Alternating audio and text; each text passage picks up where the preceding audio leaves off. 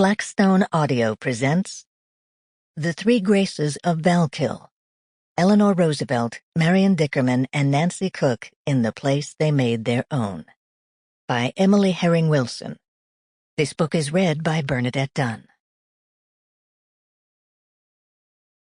For Ed, till time and times are done. Prologue. Dear Hyde Park, Sarah Delano Roosevelt.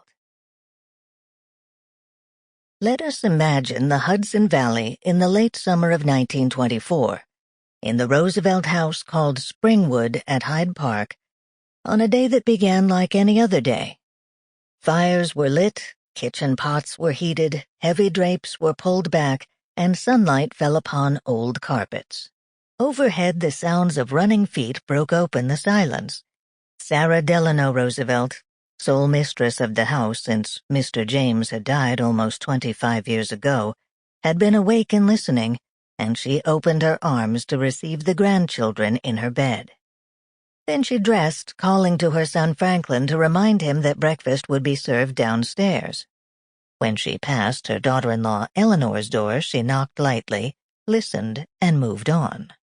From the stairs to the lower floor she could smell the acrid smoke left by Franklin's friends who had stayed late. She sniffed. Not her husband's fine cheroot. And moved into her snuggery to greet the servants and ready herself for the day's inspections of the barns and fields, a task she had once shared with James. After all these years without him, she could still feel his presence in the house. The great front door swung open, revealing a flash of fall color in the trees. Along the Albany Post Road wagons moved, and the village was already stirring. To the west, below the bluff, the Hudson River was its own master. A lone boatman floated downstream.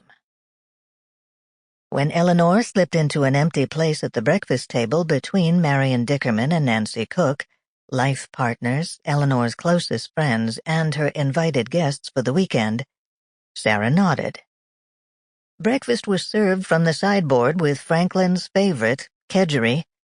From his end of the table, Franklin smiled and began joking with his sons. Daughter Anna looked at her mother and said nothing. Something seemed different. Family tensions had eased. Marion and Nan understood that Eleanor was happier, after Franklin's suggestion yesterday, that the three women build a weekend cottage for themselves on land he would lease them on the banks of Val-Kill Creek in the...